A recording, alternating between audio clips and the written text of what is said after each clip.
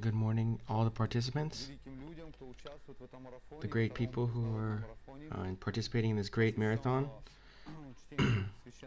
that is dedicated to reading the Holy Scriptures, that's dedicated to all living entities who need help, spiritual help, psychological help.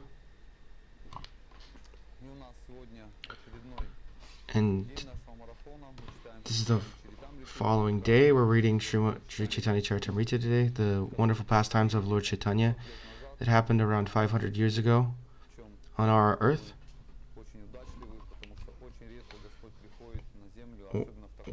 We're very lucky that we get to see this because God comes very rarely in this form, especially in this area. Devotees are, when information comes, when some sort of knowledge comes about the personal form of God, there's different commandments, different writings, or spiritual teachings. But people don't know very much about God himself. They say that God is love, God is the Father, he's the creator, and so on. But his personality, his emotions, his desires, his abode, it's not very rarely they talk about these things. In the 1960s, Srila Bhaktivedanta Swami Prabhupada came and gave us these knowledge about it to the West. He gave us information about things that we've known for a while, but we forgot about it. But just like in India is called Bharat, like Bharatvarsha is the name for India. It was named after the king Bharat.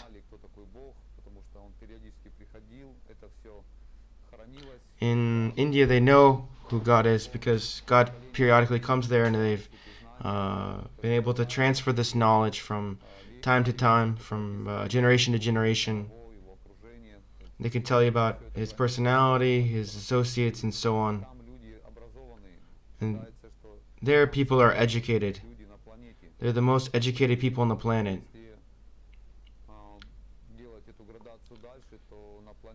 And if this degradation continues,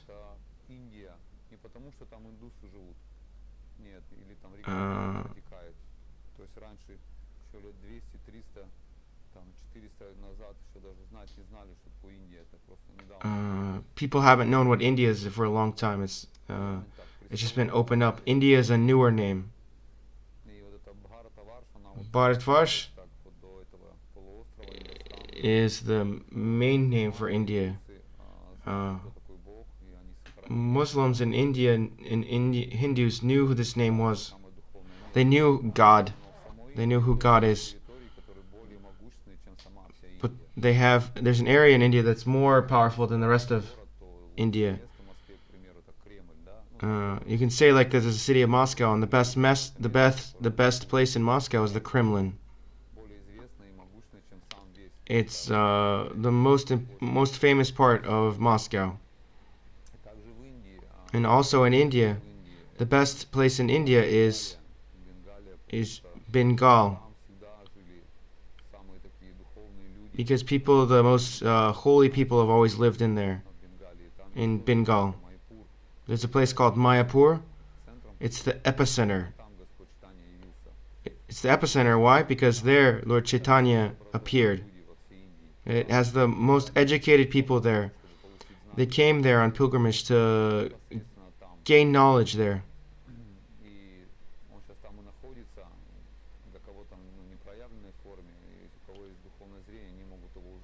And he still is there, maybe not in a physically manifested form, but those who have spiritual vision can see him. And we're continuing to read, hear about these pastimes of the Lord. His associates, his devotees saved this information so that we can enjoy the greatness of the of the pastimes of Lord Chaitanya. We're going to read a, a good a prayer to set the mood.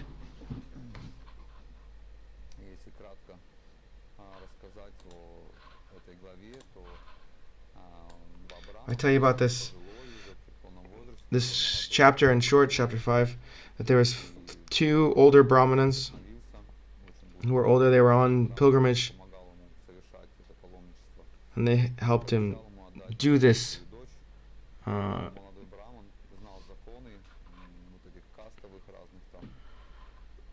There was different castes of Brahmins, and they understood his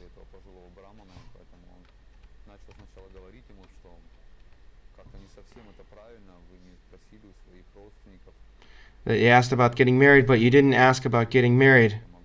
How can I get married outside of my caste? And they hope that the person that's asking for marriage, hoping for a better marriage. And this Brahmin said, "Here, you can ask him. He can be a witness to your marriage." And this Brahmin had said before the Lord Gopal,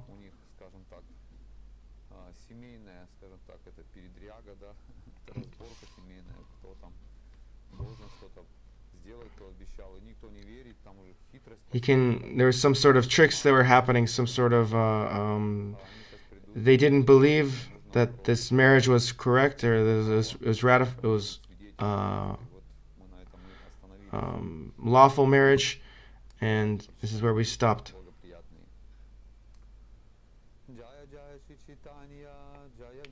This is where we Jaya Jaya Shri Caitanya Jaya Nityananda Jaya Dvaita Chandra Jaya Gaura Bhakta Vrinda Jaya Jaya Shri Caitanya Jaya Nityananda Jaya Dvaita Chandra Jaya Gaura Bhakta Vrinda. Jai Gurudev. Итак,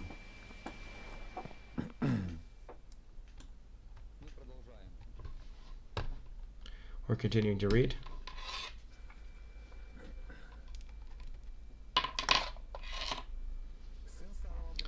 The elderly Brahmana thought, "Since Lord Krishna is very merciful, he will certainly come to prove my statement." The atheistic son thought it is not possible for Gopal to come and bear witness. Thinking thus, the father and son agreed. The young Brahmana took this opportunity to speak. "Please write this down on paper in black and white, so that you may not again change your word of honor." All the assembled people got this statement down in black and white, and taking the signatures of agreement from both of them, served as the mediators. The young Brahmana then said, "Will all you gentlemen present please hear me? This elderly Brahmana is certainly truthful, and is following."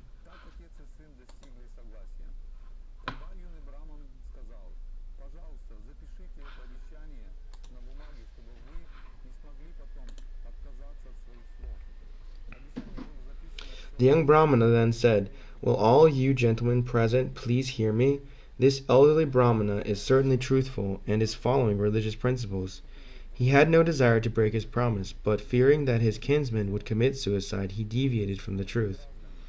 "By the piety of the elderly Brahmana, I shall call the Supreme Personality of Godhead as a witness. Thus I shall keep his truthful promise intact." Hearing the emphatic statement of the younger Brahmana, some atheists in the meeting began to cut jokes. However, someone else said, "After all, the Lord is merciful, and if he likes, he can come." After the meeting, the young Brahmana started for Vrindavan. Upon arriving there, he first offered his respectful obeisances to the deity, and then narrated everything in full detail. He said, "My lord, you are the protector of Brahminical culture, and you are also very merciful. Therefore, kindly show your great mercy by protecting the religious principles of us two Brahmanas. My dear Lord, I am not thinking to become happy by getting the daughter as a bride. I am simply thinking that the Brahmana has broken his promise, and that is giving me great pain." The young Brahmana continued, "My dear sir, you are very merciful, and you know everything. Therefore, kindly be a witness in this case. A person who knows things as they are and still does not bear witness becomes involved in sinful activities." Lord Krishna replied, "My dear Brahmana, go back to your home and call a meeting of all the men. In that meeting, just try to remember me. I shall certainly appear there, and at that time I shall protect the honor of both you Brahmanas by bearing witness to the promise." The young Brahmana replied, "My dear sir, even if you appear there as the four-handed Vishnu deity, still none of those people will believe in your words. Only if you go there in this form of Gopal and speak the words from your beautiful face will your testimony be heard by all the people." Lord Krishna said, "I have never heard of a deity walking from one place to another." The Brahmana replied, "That is true, but how is it that you are speaking to me, although you are a deity? My dear Lord, you are not a statue, you are directly the son of Maharaj Nanda. Now, for the sake of the old Brahmana, you can do something you have never done before." Sri Gopalji then smiled and said, "My dear Brahmana, just listen to me. Just listen to me. I shall walk behind you, and in this way I shall go with you." The Lord continued, "Do not try to see me by turning around. As soon as you see me, I shall remain stationary in that very place. You will know that I am walking behind you because of the sound of my ankle bells. Cook 1 kilogram of rice daily and offer it. I shall eat that rice and follow behind you." The next day, the Brahmana begged permission from Gopal and started for his country. Gopal followed him step by step. While Gopal followed the young Brahmana, the tinkling sound of his ankle bells could be heard. The Brahmana became very pleased, and he cooked first-class rice for Gopal to eat. The young Brahmana walked and walked in this way until he eventually arrived in his own country. When he neared his own village, he began to think as follows: "I have now come to my village, and I shall go to my home and tell all the people that the witness has arrived." The Brahmana then began to think that the people didn't directly see the Gopal deity. They would not believe that he had arrived. But even if Gopal stays here, he thought, there is still nothing to fear. Thinking this, the Brahmana turned to look back, and he saw that Gopal, the Supreme Personality of Godhead, was standing there smiling. The Lord told the Brahmana, "Now you can go home. I shall stay here and shall not leave." The young Brahmana then went to the town and informed all the people about Gopal's arrival. Hearing this, the people were struck with wonder. All the townspeople went to see the witness Gopal, and when they saw the Lord actually standing there, they all ordered their respectful obeisances. When the people arrived, they were very pleased to see the beauty of Gopal, and when they heard that he actually walked there, they were all surprised. Then the elderly Brahmana, being very pleased, came forward and immediately fell like a stick in front of Gopal.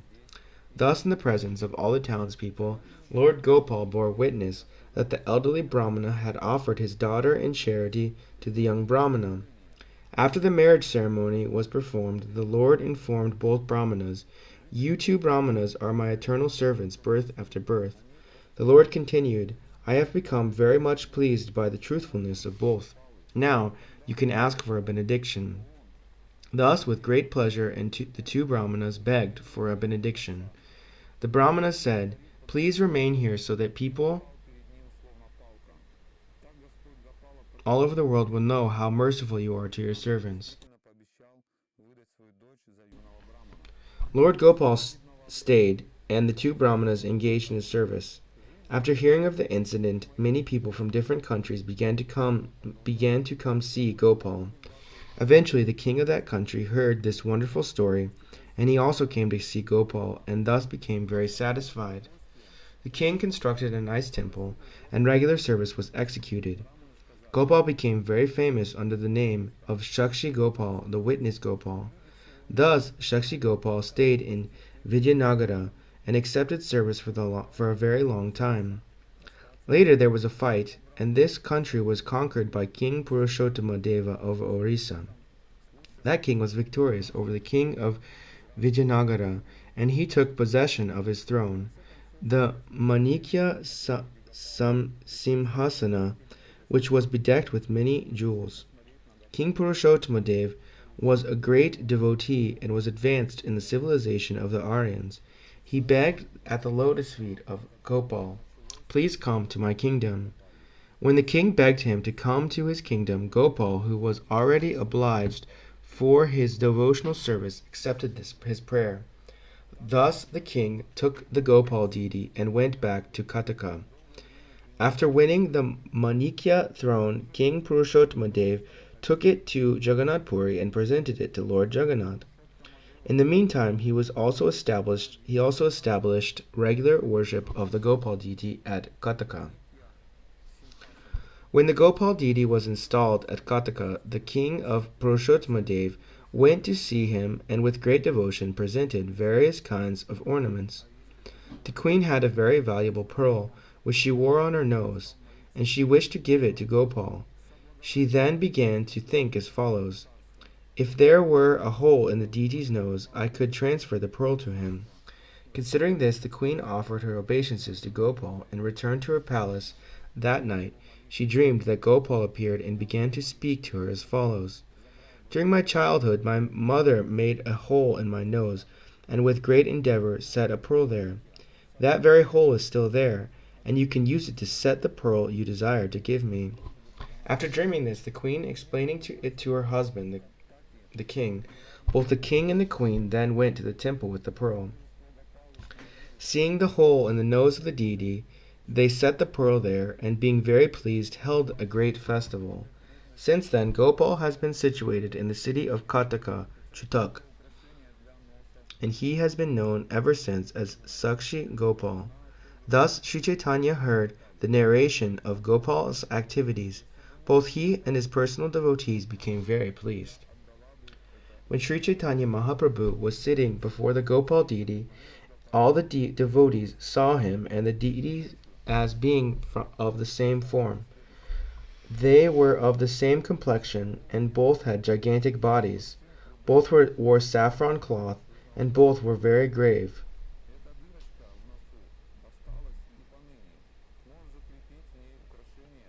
The devotees saw that both Lord Chaitanya Mahaprabhu and Gopal were brilliantly effulgent and had eyes like lotuses. They were both absorbed in ecstasy, and both their faces resembled full moons. When Nityananda saw the Gopal deity and Sri Chaitanya Mahaprabhu in that way, he began to exchange remarks with the devotees, all of whom were smiling. Thus, with great pleasure, Lord Sri Chaitanya Mahaprabhu passed that night in the temple. After seeing the Mangala Arati ceremony in the morning, he started on his journey.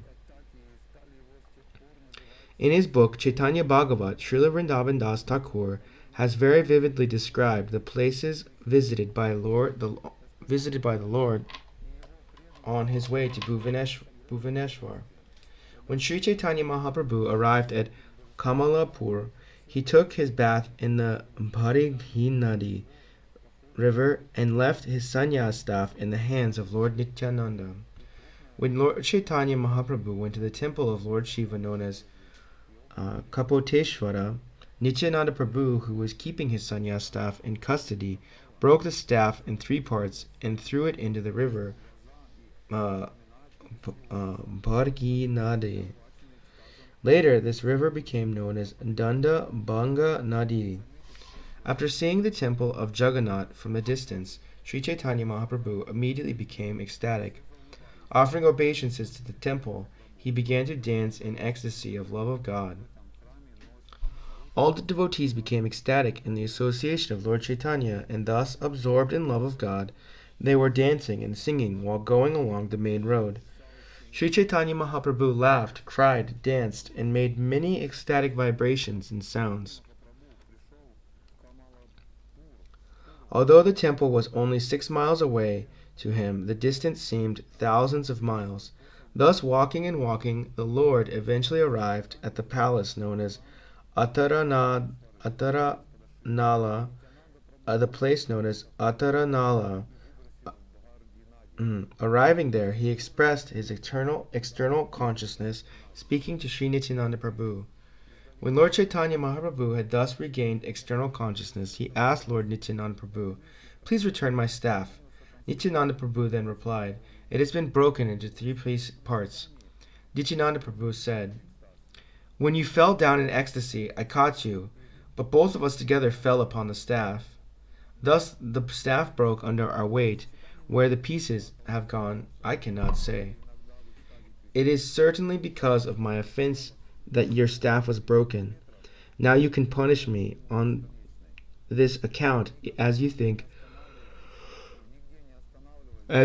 proper." After hearing the story about how his staff had been broken, the Lord expressed a little sadness and, displaying a bit of anger, began to speak as follows. Chaitanya Mahaprabhu said, "You have all benefited me by bringing me to Nilachala. However, my only possession was that one staff, and you have not kept it. So, all of you should go before or behind me to see Lord Jagannath. I shall not go with you." Mukundadatta told Sri Chaitanya Mahaprabhu, "My lord, you should go ahead and allow all the others to follow. We shall not go with you."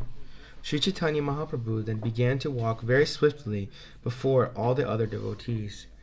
No one could understand the real purpose of the two lords, Lord Chaitanya Mahaprabhu and Nityananda Prabhu. Devotees could not understand why Nityananda Prabhu broke the staff, why Sri Chaitanya Mahaprabhu permitted him to do so, or why, after permitting him, Chaitanya Mahaprabhu became angry. The pastimes of the breaking of the staff is very deep. Only one whose devotion is fixed upon the lotus feet of the two lords can understand it. The glories of Lord Gopal, who is merciful to Brahmanas, are very great. The narration of Shakshi Gopal was spoken by Nityananda Prabhu and heard by Sri Chaitanya Mahaprabhu. One who hears this narration of Lord Gopal with faith and love very soon attains the lotus feet of Lord Gopal. Praying at the lotus feet of Sri Rupa and Sri Raghunath, always desiring their mercy, I, Krishnadas, narrate Sri Caitanya Caritamrta, following in their footsteps. Thus end Chapter 5, the activities of Shakshi Gopal.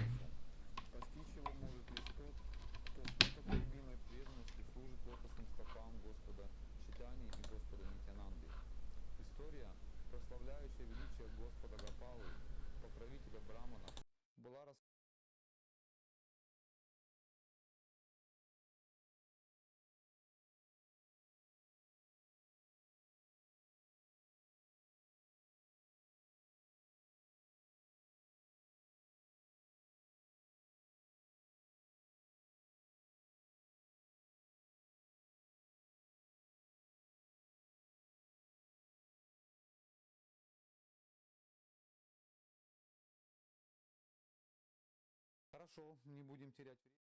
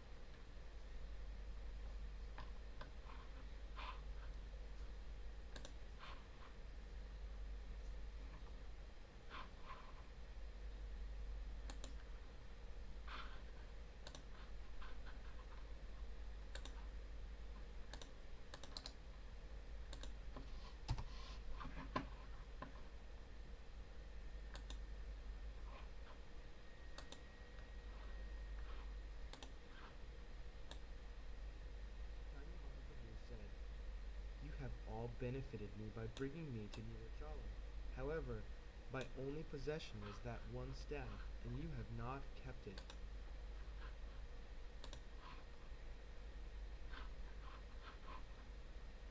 и собственноручно накормил их махапрасадом.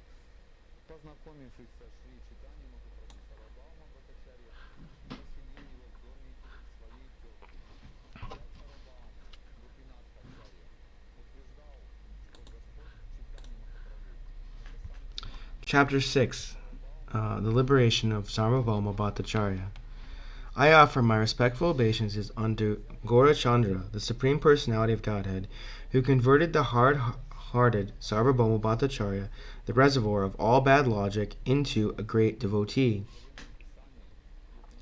All glories to Lord Caitanya Mahaprabhu, all glories to Lord Nityananda Prabhu, all glories to Advaita Acharya, and all glories to all the devotees of Lord Caitanya. In ecstasy, Sri Caitanya Mahaprabhu went from Attaranala to the temple of Jagannath. After seeing Lord Jagannath, he became very restless due to love of Godhead. Lord Sri Caitanya Mahaprabhu went swiftly to embrace Lord Jagannath, but when he entered the temple, he was so overwhelmed with love of Godhead that he fainted to the floor. When Sri Caitanya Mahaprabhu fell down, Sarvabhauma Bhattacharya happened to see him. When the watchman threatened to beat the Lord, Sarvabhauma Bhattacharya immediately forbade him. Sarvabhauma Bhattacharya was very surprised to see the personal beauty of Lord Chaitanya Mahaprabhu, as well as the transcendental transformations wrought on his body due to love of Godhead.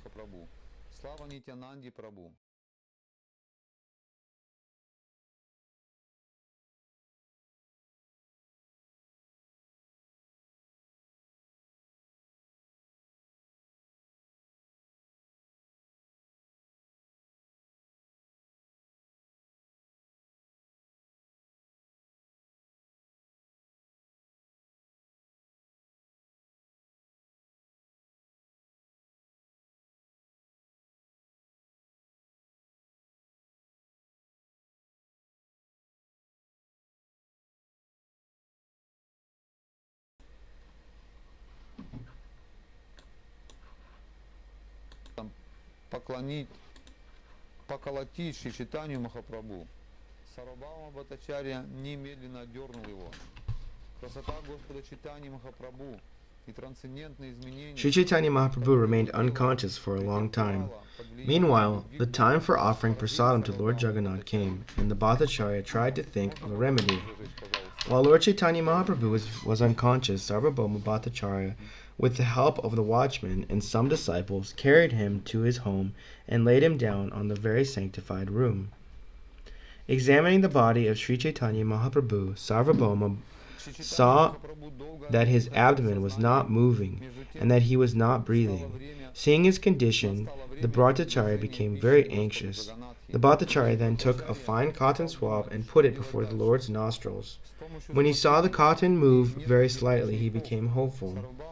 Sitting beside Sri Chaitanya Mahaprabhu, he thought, "This is a transcendental ecstatic transformation brought about by love of Krishna."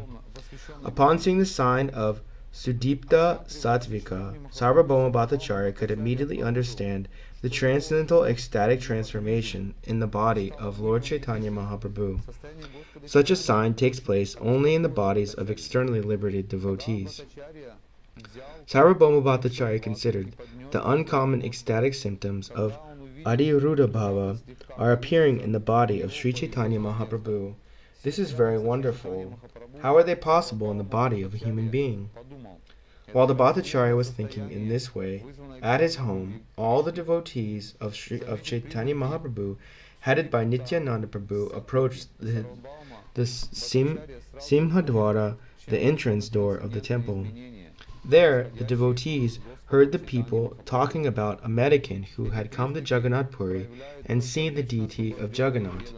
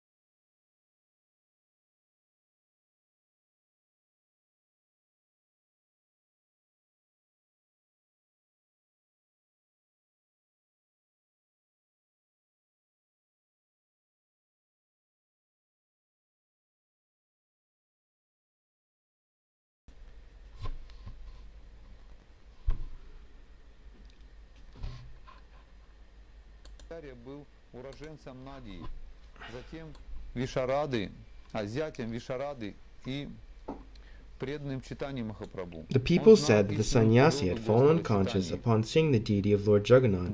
Because his consciousness did not return, Sarvabhauma Bhattacharya had taken him to his home. Hearing this, the devotees could understand that they were speaking of Lord Chaitanya Mahaprabhu. Just then, Sri Gopinath Acharya arrived. Gopinath Acharya was a resident of Nadia, the son-in-law of Visharada, and the devotee of Chaitanya Mahaprabhu. He knew the true identity of his lordship. Gopinath Acharya had previously been acquainted with Mukunda Datta, and when the Acharya saw him at Jagannath Puri, he was very much astonished. Mukunda Datta offered obeisances unto Gopinath Acharya upon meeting him. Then the Acharya embraced Mukunda Datta and inquired about the news of Sri Chaitanya Mahaprabhu. Mukunda Datta replied, "The Lord has already arrived here. We have come with him." As soon as Gopinath Acharya saw Nityananda Prabhu, he offered his obeisances unto him. In this way, meeting all the devotees, he asked about news of Lord Chaitanya Mahaprabhu again and again. Mukunda Datta continued, "After accepting the sannyas order, Lord Chaitanya Mahaprabhu has come to Jagannath Puri and has brought all of us with him.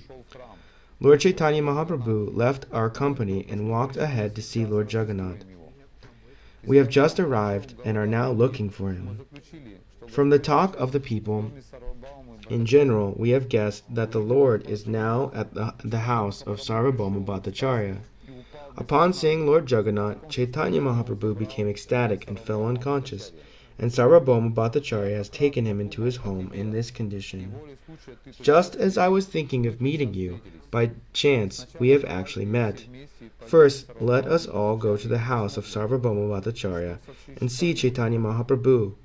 Later we shall come to see Lord Jagannath. Hearing this and feeling very pleased, Gopinath Acharya immediately took all the devotees with him and approached the house of Sarvabhauma Bhattacharya.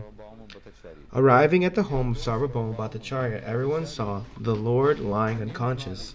Seeing him in this condition, Gopinath Acharya became very unhappy, but at the same time he was happy just to see the Lord. Sarvabhauma Bhattacharya permitted all the devotees to enter his house, and upon seeing Nityananda Prabhu, the Bhattacharya offered him obeisances. Sarvabhauma met with all the devotees and offered them a proper welcome. They were all pleased to see Lord Chaitanya Mahaprabhu.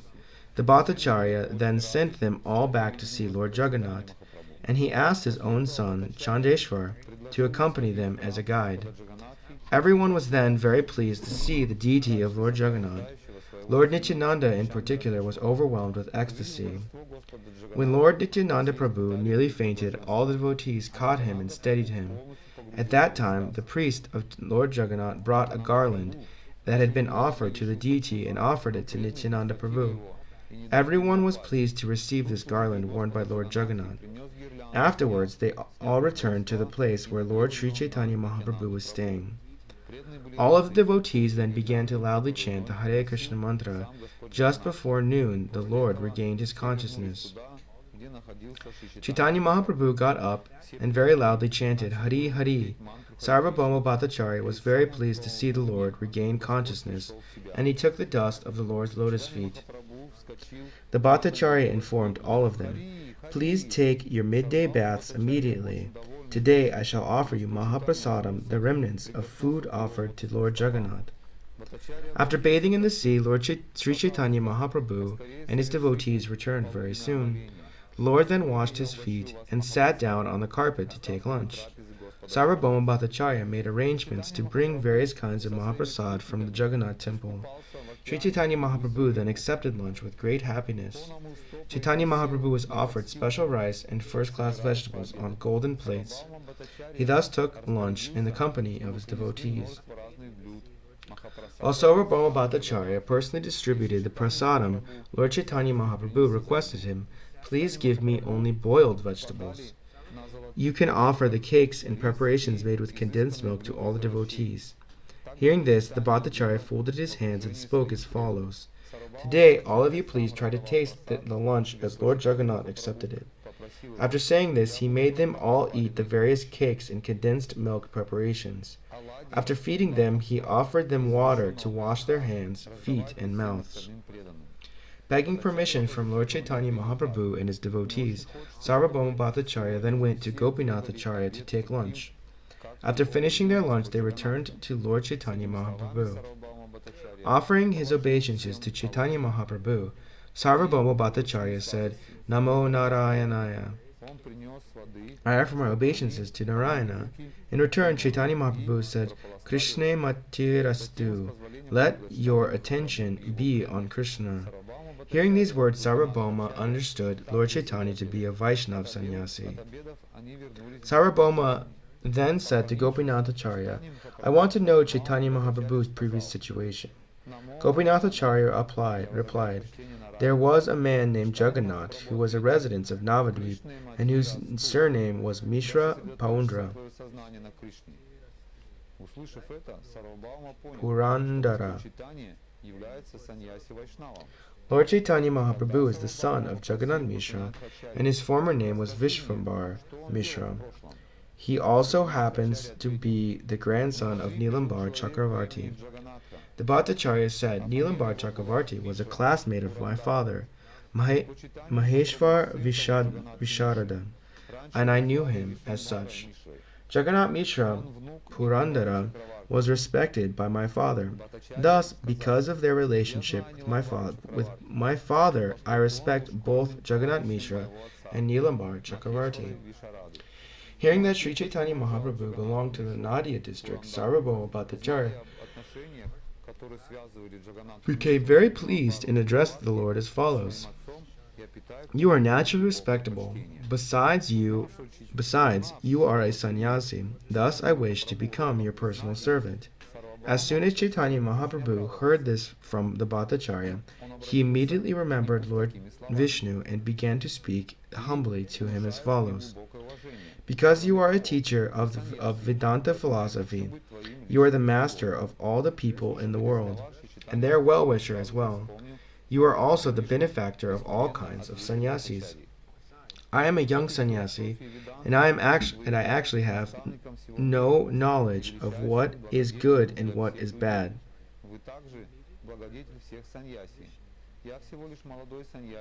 Therefore, I am taking shelter of you and am accepting you as my spiritual master.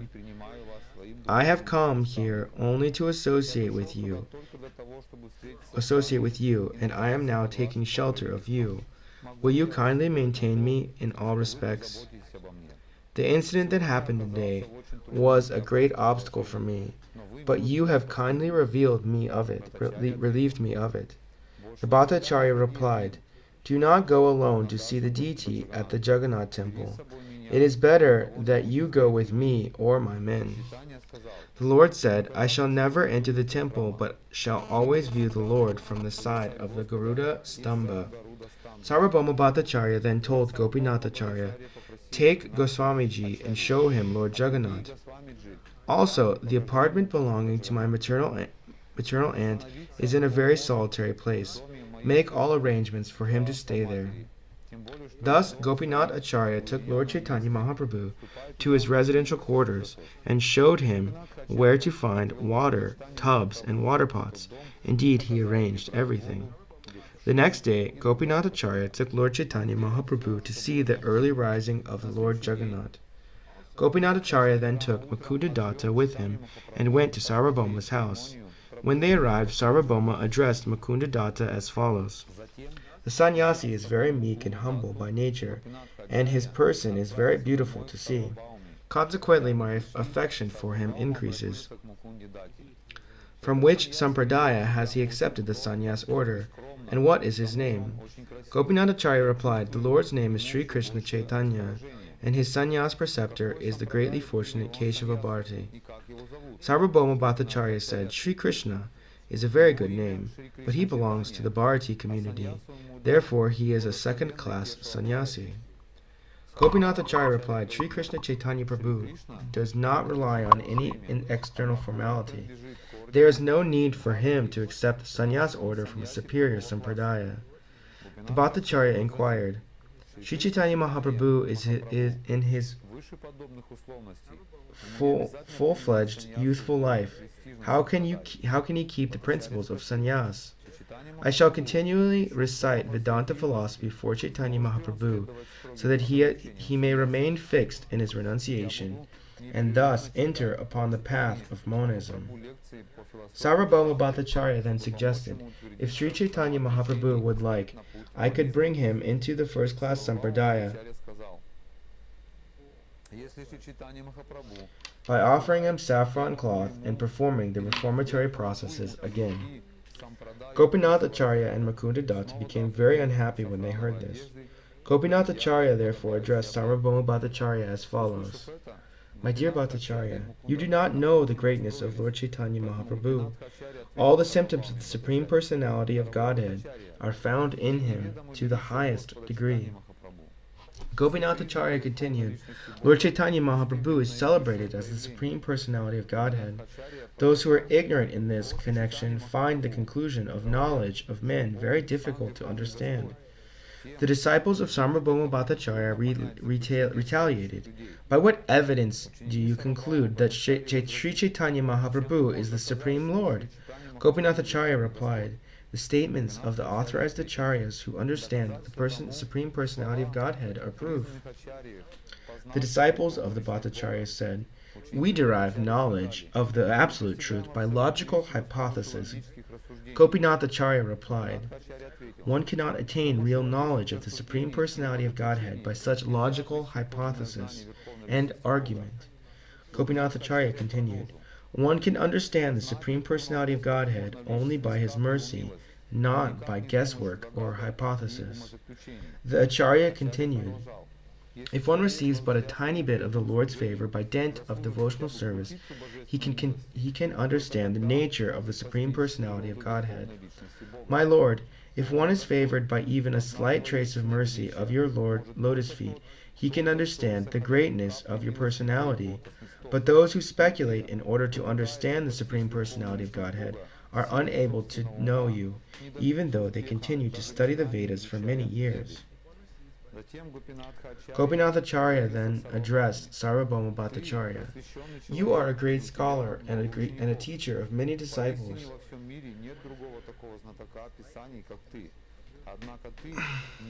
Indeed, there is no other scholar like you on earth. Nonetheless, because you are bereft of even a pinch of the Lord's mercy, you cannot understand him, even though he is present in your home. It is not your fault. It is the verdict of the scriptures. You cannot understand the Supreme Personality of Godhead simply by scholarship. Sarvabhauma Bhattacharya replied, my dear Gopinath Acharya, please speak with great care. What is the proof that you have received the mercy of the Lord? Gopinath Acharya replied, knowledge of the summum bonum, the absolute truth, is evidence of the mercy of the Supreme Lord. Gopinath Acharya continued, you have seen the symptoms of the Supreme Personality of Godhead in the body of Sri Chaitanya Mahaprabhu during his absorption in an ecstatic mood. Despite directly perceiving the symptoms of the Supreme Lord in the body of Sri Chaitanya Mahaprabhu, you cannot understand him. This is commonly called illusion. A person influenced by the external energy is called Bahir Mukha Jana, a mundane person, because despite his perception he cannot understand the real substance. Hearing Gopinath Acharya say this, Sarvabhauma Bhattacharya smiled and began to speak as follows. The Bhattacharya said, we are just having a discussion among friends and considering the points described in the scriptures. Do not become angry. I am simply speaking on the strength of the Shastras. Please do not take any offense. Sri Chaitanya Mahaprabhu is certainly a great, uncommon devotee, but we cannot accept him as an incarnation of Lord Vishnu because, according to Shastra, there is no incarnation in this age of Kali.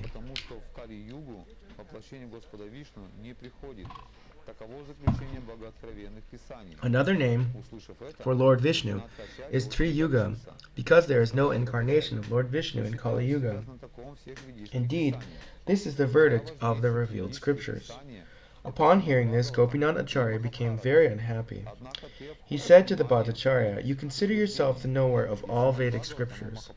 Srimad Bhagavatam and the Mahabharata are the two most important Vedic scriptures, but you have paid no attention to their statements. In Srimad Bhagavatam and Mahabharata, it is stated that the Lord appears directly, but you said that in this age there is no manifestation or incarnation of Lord Vishnu. In this age of Kali there is no Lila avatar of the Supreme Personality of Godhead. Therefore he is known as Trayuga. This is one of his holy names." Gopinath Acharya continued, "There is certainly an incarnation in every age, and such an incarnation is called the Yuga avatar, but your heart has become so hardened by logic and argument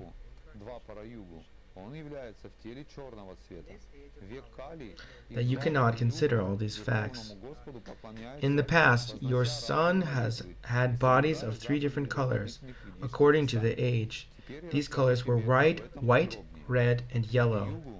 In this age, Dwapara Yuga, he has accepted a blackish body. In the age of Kali, as well as Dwapara Yuga, people offer prayers to the Supreme Personality of Godhead by various mantras and observe the regulative principles of the supplementary Vedic literatures.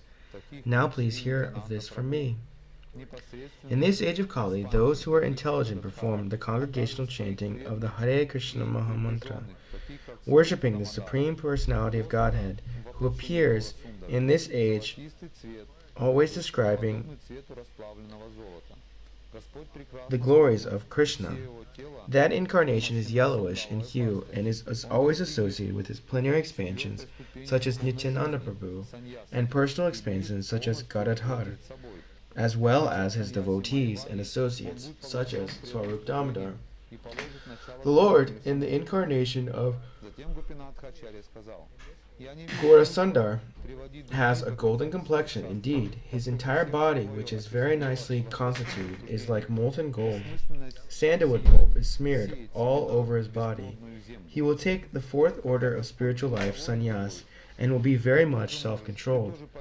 He will be distinguished from the Mayavad sannyasis in that he will be fixed in devotional service and will spread the Sankirtan movement. Gopinath Acharya then said, "There is no need to quote so much evidence from the Shastra, for you are a very dry speculator. There is no need to sow seeds in this barren land.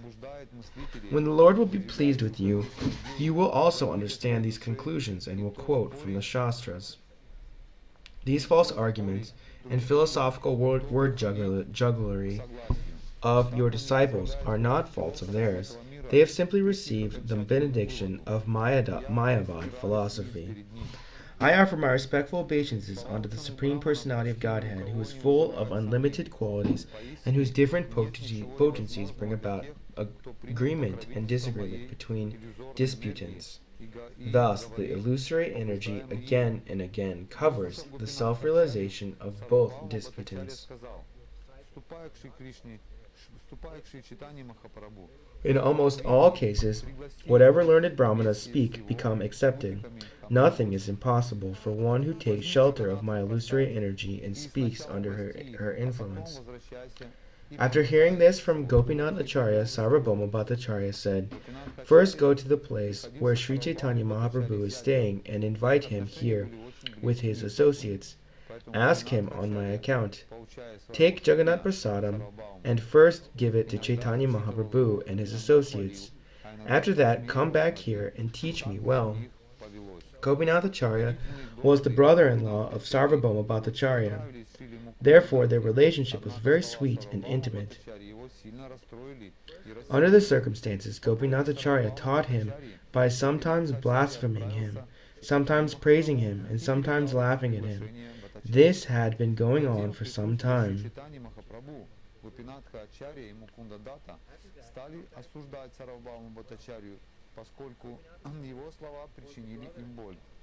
Srila Mukunda Datta felt very satisfied to hear the conclusive statements of Gopinathacharya, but he became very unhappy and angry to hear the statements put forward by Sarvabhauma Bhattacharya. According to the instructions of Sarvabhauma Bhattacharya, Gopinathacharya went to Sri Chaitanya Mahaprabhu and invited him on the Bhattacharya's behalf. The Bhattacharya's statements were discussed before Sri Chaitanya Mahaprabhu. Gopinathacharya and Mukunda Datta disapproved of the Bhattacharya's statements because they caused mental pain. Hearing this, Sri Chaitanya Mahaprabhu said, "Do not speak like that. Sarvabhauma Bhattacharya has shown great affection and mercy toward me. Out of paternal affection for me, he wants to protect me and see that I follow the regulative principles of a sannyasi. What fault is there in that?" The next morning, Sri Chaitanya Mahaprabhu and Sarvabhauma Bhattacharya together visited the temple of Lord Jagannath. Both of them were in a very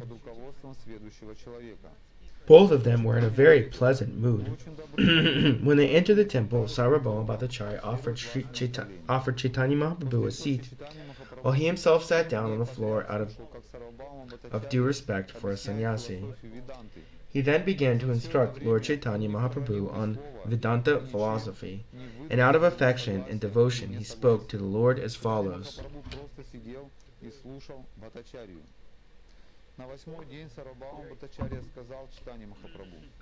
The Bhattacharya said, "Hearing Vedanta philosophy is a sannyasi's main business. Therefore, without hesitation, you should study Vedanta philosophy, hearing it without cessation from a superior person." Lord Chaitanya replied, "You are very merciful to me, and therefore I think it is my duty to obey your order." Thus, for 7 days continually, Sri Chaitanya Mahaprabhu listened to the Vedanta philosophy expounded by Sarvabhauma Bhattacharya. However, Chaitanya Mahaprabhu did not say anything and did not indicate whether it was right or wrong.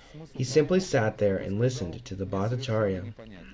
On the 8th day, Sarvabhauma Bhattacharya said to Chaitanya Mahaprabhu, "You have been listening to Vedanta philosophy from me continually for 7 days. You have simply been listening fixed in your silence. Since you do not say whether you think it is right or wrong, I cannot know whether you are actually understanding Vedanta philosophy or not."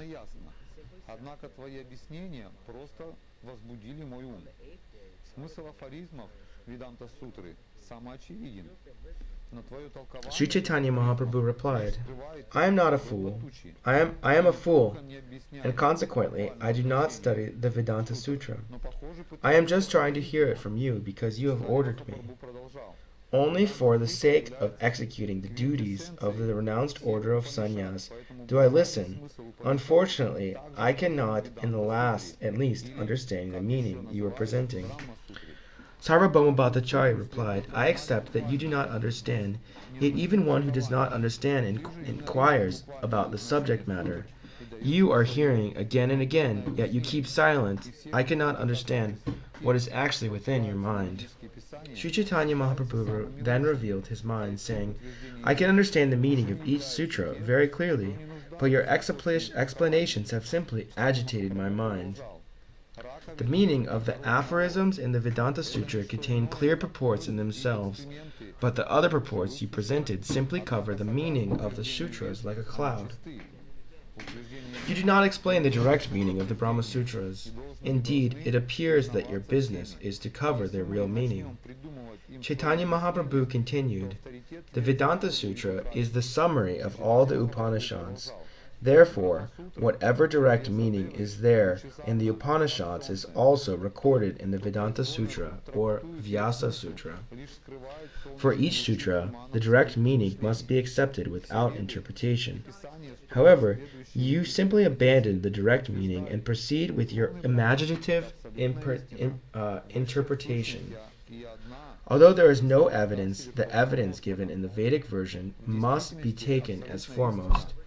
Vedic versions understood directly are first-class evidence." Chaitanya Mahaprabhu continued, "Conch shells and cow dung are nothing but the bones and the stool of some living entities, but according to the Vedic version they are both considered very pure. The Vedic statements are self-evident. Whatever is stated there must be accepted. If we interpret according to our own imagination, the authority of the Vedas is immediately lost. Sri Caitanya Mahaprabhu continued, the Brahma Sutra compiled by Srila Vyasadeva is as radiant as the sun. One who tries to interpret its meaning simply covers that sunshine with a cloud. All the Vedas and literature that strictly follow the Vedic principles explain the Supreme Brahman is the Absolute Truth, the greatest of all, and the feature of the Supreme Lord. Actually, the Supreme Absolute Truth is a person, the Supreme Personality of Godhead. Full with all opulences, you are trying to explain him as impersonal and formless. Wherever there is an impersonal description in the Vedas mean to establish that everything belonging to the Supreme Personality of Godhead is transcendental and free of mundane characteristics. Sri Chaitanya Mahaprabhu continued, whatever Vedic mantras describe the Absolute Truth impersonally only prove in the end that the Absolute Truth is a person. The Supreme Lord is understood in two features, impersonal and personal. If one considers the Supreme Personality of Godhead in both features, he can actually understand the Absolute Truth. He knows that the personal understanding is stronger because we see that everything is full of variety. No one can see anything that is not full of variety. Everything in the cosmic manifestation emanates from the Absolute Truth, remains in the Absolute Truth, and after annihilation, again enters the Absolute Truth. The personal features of the Supreme Personality of Godhead are categorized in three cases, namely, ablative, instrumental, and locative.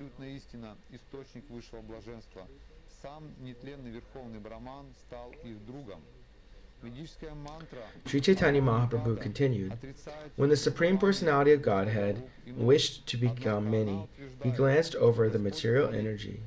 Before the creation there were no mundane eyes or mind. Therefore, the transcendental nature of the Absolute Truth's mind and eyes is continued. The word Brahman indicates the complete Supreme Personality of Godhead, who is Sri Krishna.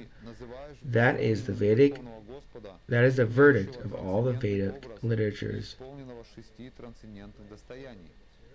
The confidential meaning of the Vedas is not easily understood by common men. Therefore, that meaning is supplemented by the words of the Puranas. How greatly fortunate are Nanda Maharaj and the cowherdmen and all the inhabitants of Brajabhumi. There is no limit to their fortune because the Absolute Truth, the source of transcendental bliss, the eternal Supreme Brahman, has become their friend. The Vedic Apanipada mantras reject material hands and legs, yet it states that the Lord goes very fast and accepts everything offered to him. All these mantras confirm that the Absolute Truth is personal, but the Mayavadis, throwing away the direct meaning, interpret the Absolute Truth as impersonal. Are you describing as formless that Supreme Personality of Godhead, whose transcendental form is complete with 6 transcendental opulences? The Supreme Personality of Godhead has 3 primary potencies. Are you trying to prove that he has no potencies? The internal potency of the Supreme Lord Vishnu is spiritual, as verified by the Shastras. There is another spiritual potency known as Kshetrajna, or the living entity. The third potency, which is known as nations, makes the living entities godless and fills him with fruitive activity. O king, the Kshetrajna Shakti is the living entity, although he has a facility to live in either the material or spiritual world. He suffers the threefold miseries of material existence because he is influenced by the avidya, nation's potency, which covers his constitutional position. This living entity, covered by the influence of nations, exists in different forms in the material condition. O king, He is thus proportionately freed from the influence of material energy to a greater or lesser degree. The Supreme Personality of Godhead is Satchit Ananda Vigraha. This means that he originally has three potencies: the pleasure potency, the potency of eternality, the potency of knowledge, and the potency of knowledge. Together, these are called the Chit potency, and they are present in full in the Supreme Lord. For the living entities who are part and parcels of the Lord, the pleasure potency in the material world is sometimes displeasing and sometimes mixed. This is not the case with the Supreme Personality of Godhead, because he is not under the influence of the material energies or its modes. The Supreme Personality of Godhead, in his original form, is full of energy. It is full of eternity, knowledge, and bliss. The spiritual potency in these three portions, Satchit Ananda, assumes three different forms.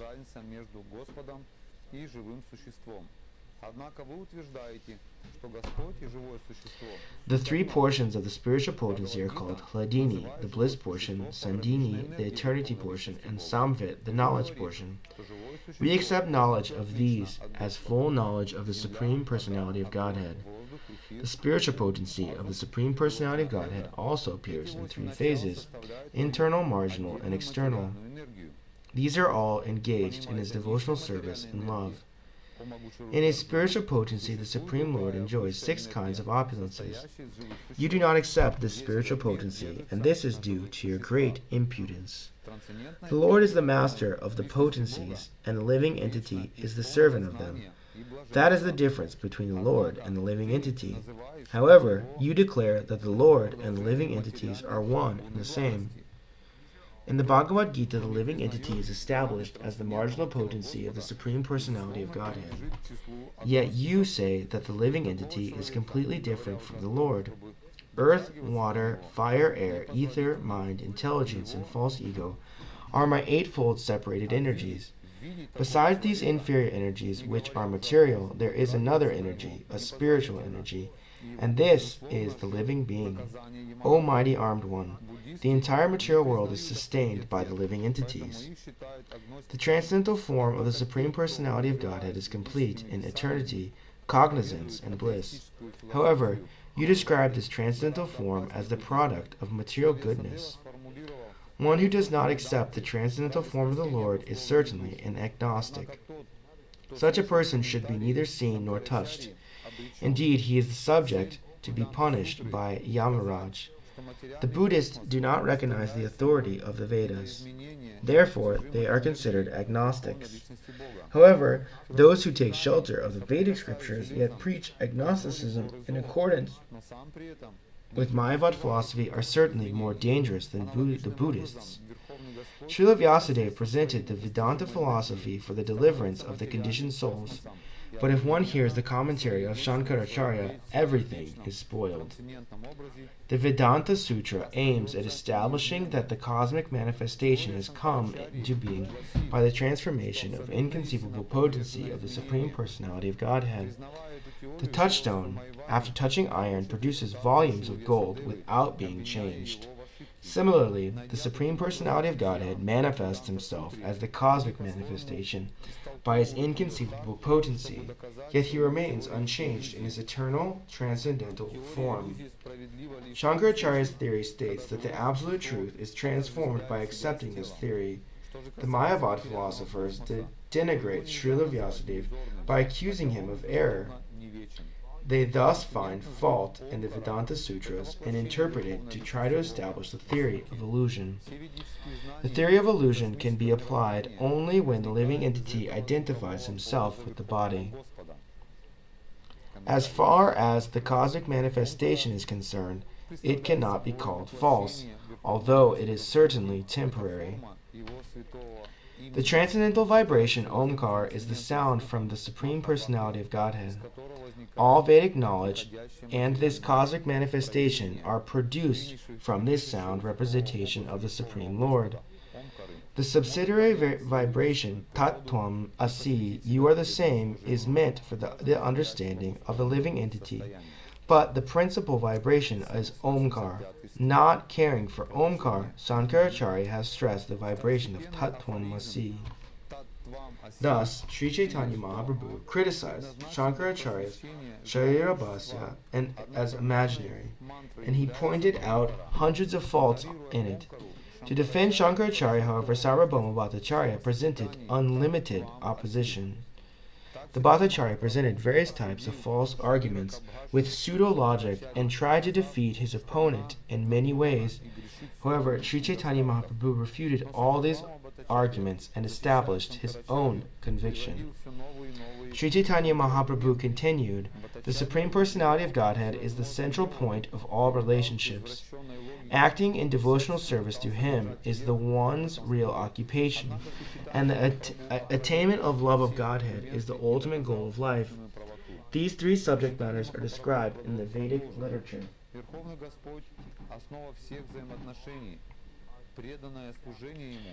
If one tries to explain the Vedic literature in a different way, he is indulging in imagination. Any interpretation of the self-evident Vedic version is simply imaginary. Actually, there is no fault on the part of Shankaracharya. He simply carried out the order of the Supreme Personality of Godhead. He had to imagine some kind of interpretation, and therefore he presented a kind of Vedic literature that is full of atheism. Addressing Lord Shiva, the Supreme Personality of Godhead said, "Please make the general populace averse to me by imagining your own interpretation of the Vedas. Also, cover me in such a way that people will take more interest in advancing material civilization just to propagate a population bereft of spiritual knowledge."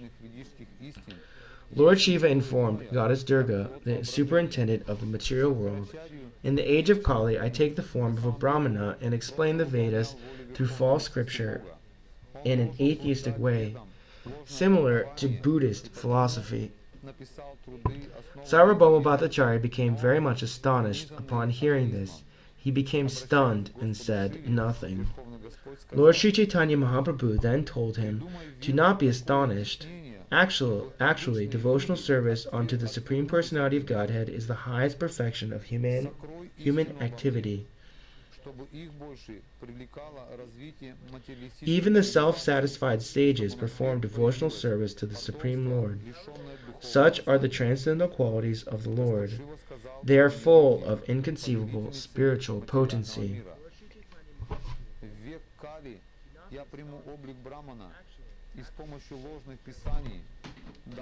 Those who are self-satisfied and unattracted by external material desires are also attracted to the loving service of Sri Krishna Chaitanya, whose qualities are transcendental and whose activities are wonderful. Hari, the personality of Godhead, is called Krishna because he has such transcendently attractive features. After hearing the Atmaram verse, Sarvabhauma Bhattacharya addressed Sri Chaitanya Mahaprabhu. "My dear sir, please explain this verse. I have a great desire to hear your explanation of it." The Lord replied, "First let me hear your explanation. After that I shall try to explain what little I know." Sarvabhauma Bhattacharya then began to explain the Atmaram verse, and according to the principles of logic he put forward various propositions. The Bhattacharya explained the Atmaram verse in the 9 different ways on the basis of scripture. After hearing his explanation, Sri Chaitanya Mahaprabhu, smiling a little, began to speak. Sri Chaitanya Mahaprabhu said, "My dear Bhattacharya, you are exactly like Brihaspati, the priest of the heavenly kingdom. Indeed, no one in this world has the power to explain the scriptures in such a way. My dear Bhattacharya, you have certainly explained this verse by prowess of your vast learning, but you should know that besides this scholarly explanation there is another purport to this verse." Upon the request of Sarvabhauma Bhattacharya, Lord Chaitanya Mahaprabhu began to explain this verse without touching upon the 9 explanations given by the Bhattacharya.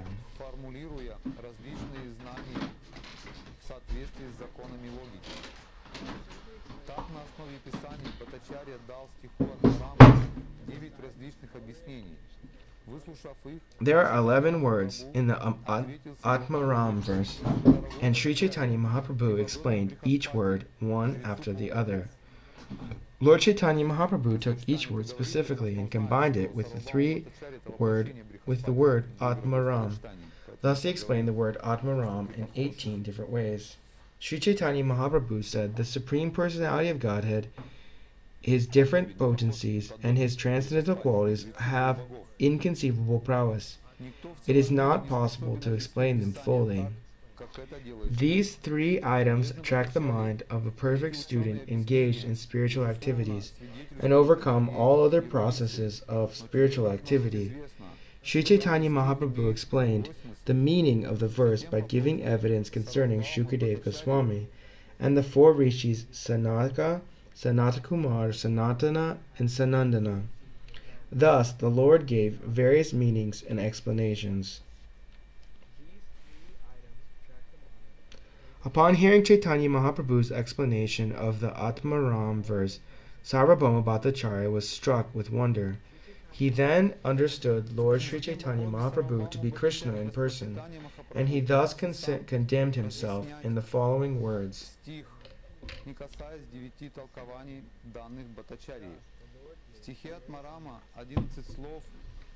Chaitanya Mahaprabhu is certainly Lord Krishna himself. Because I could not understand him,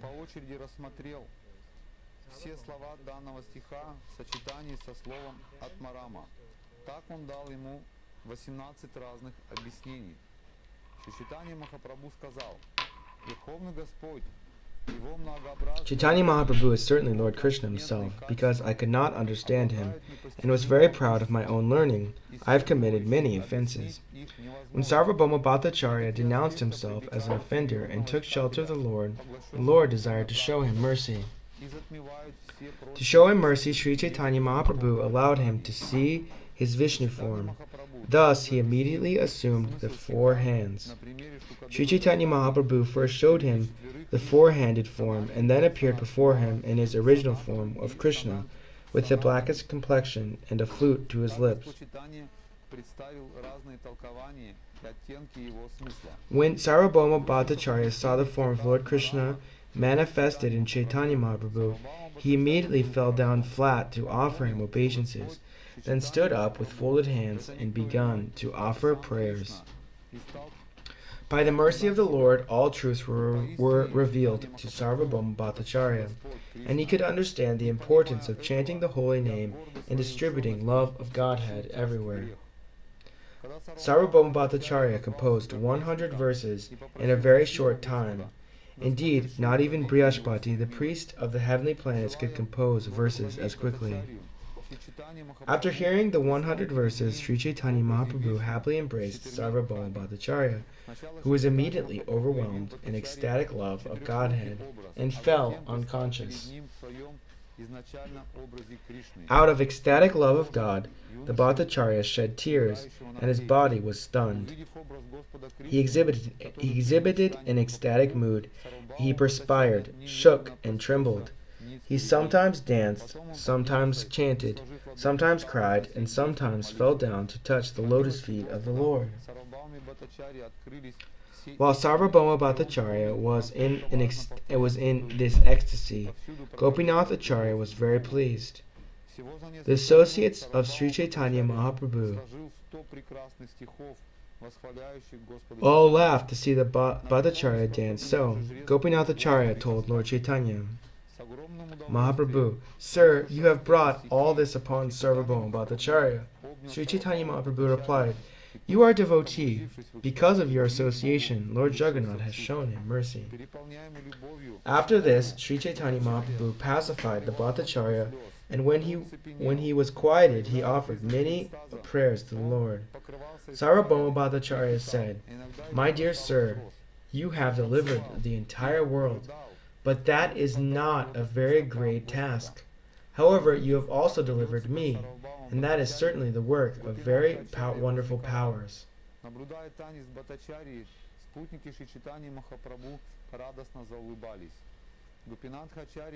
I had become dull-headed due to reading too many books on logic. Consequently, I had become like an iron bar. Nonetheless, you have melted me, and therefore your influence is very great. After hearing the prayers offered by Sarvabhauma Bhattacharya,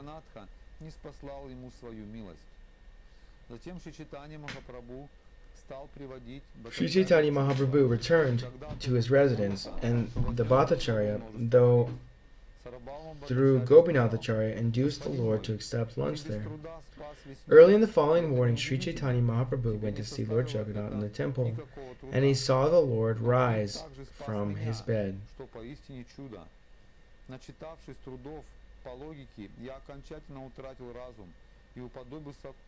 The priest there presented him with garlands and prasadam that had been offered to Lord Jagannath. This pleased Chaitanya Mahaprabhu very much.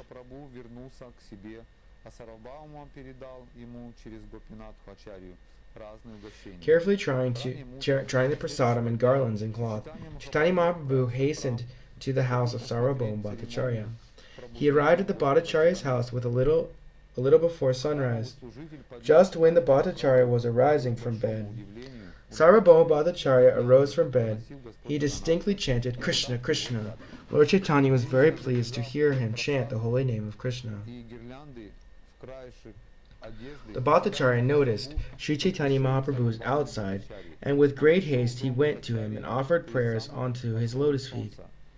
The Bhattacharya offered a carpet for the Lord to sit upon, and both of them sat there. Then Sri Chaitanya Mahaprabhu opened the prasadam and placed it in the hands of the Bhattacharya. At that time the Bhattacharya had not even washed his mouth, nor had he taken his bath or finished his morning duties. Nonetheless, he was very pleased to receive the prasadam of Lord Jagannath. By the mercy of Sri Chaitanya Mahaprabhu, all the dullness in the mind of Sarvabhauma Bhattacharya was eradicated. After reciting the following two verses, he ate the prasadam offered to him. The Bhattacharya said, "One should eat the Mahaprasadam of the Lord immediately upon receiving it, even though it is dried up, stale, or brought from a distant country. One should consider neither time nor place. The prasadam of Lord Krishna is to be eaten by gentlemen as soon as it is received. There should be no hesitation.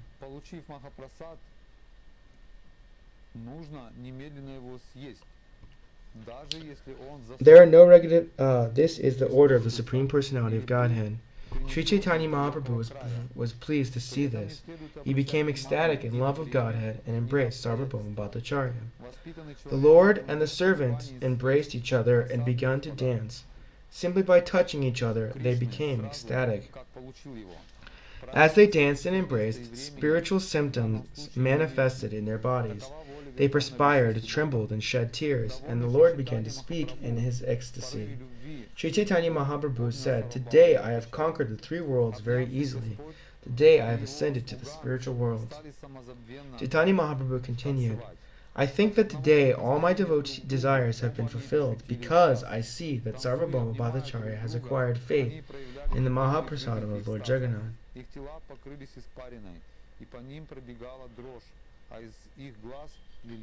Indeed, today you have undoubtedly taken shelter of the lotus feet of Krishna, and Krishna, without reservation, has become very merciful toward you. My dear Bhattacharya, today you have been released from the material bondage and the bodily conception of life. You have cut to pieces the shackles of the illusory energy. Today your mind has become fit to take shelter of the lotus feet of Krishna, because surpassing the Vedic regulative principles, you have eaten the remnants of food offered to the Lord.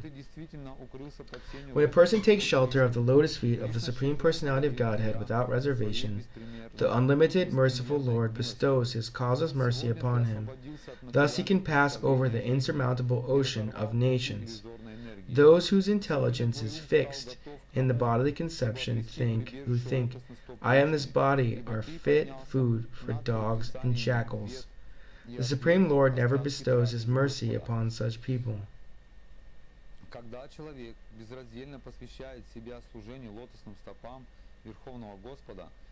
After speaking to Sarvabhauma Bhattacharya in this way, Sri Chaitanya Mahaprabhu returned to his residence.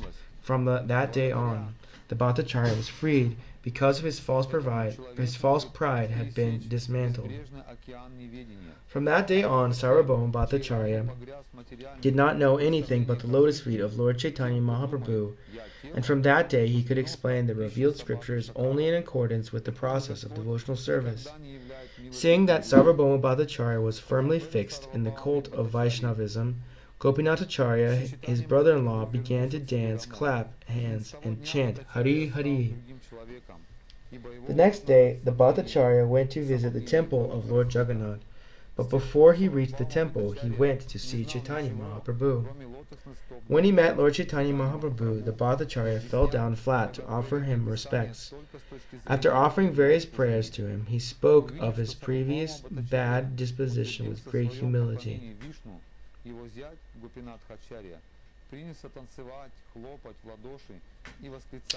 Then the Bhattacharya asked Chaitanya Mahaprabhu, which item is most important in execution of devotional service? The Lord replied that the most important item was chanting the holy name of the Lord. In this age of quarrel and hypocrisy, the only means of deliverance is the chanting of the holy names of the Lord. There is no other way, there is no other way, there is no other way. Sri Chaitanya Mahaprabhu very elaborately explained the Harinama verse of the Brahmanaradiya Purana, and Sarvabhauma Bhattacharya was struck with wonder to hear his explanation. Gopinathacharya reminded Sarvabhauma Bhattacharya, "My dear Bhattacharya, what I foretold to you has now taken place." Offering his obeisances to Gopinathacharya, the Bhattacharya said, "Because I am related to you and you are a devotee, by your mercy the Lord has shown me mercy."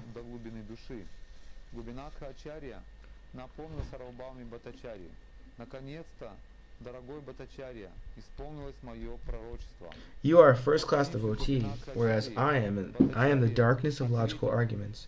Because of your relationship with the Lord has bestowed his benediction upon me. Sri Chaitanya Mahaprabhu was very pleased with this humble statement, and after embracing the Bhattacharya had said, "Now go and see Lord Jagannath in the temple." After visiting the temple of Lord Jagannath, Sarvabhauma Bhattacharya returned home with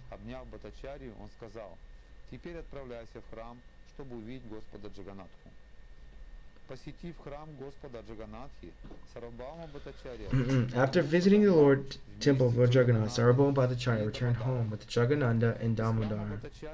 The Bhattacharya brought large quantities of excellent food remnants blessed by Lord Jagannath. All this prasadam was given to his own Brahmana servant, along with Jagadananda and Damodar. Sarvabhauma Bhattacharya then composed 2 verses on the leaf of a palm tree.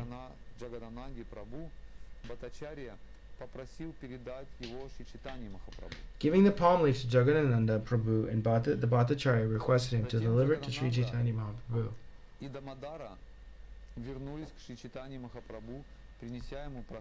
Jagadananda and Damodar then returned to Sri Chaitanya Mahaprabhu, bringing him both the prasadam and the palm leaf on which the verse were composed. But Mukundadatta took the palm leaf from the hands of Jagadananda before he could deliver it to Sri Chaitanya Mahaprabhu.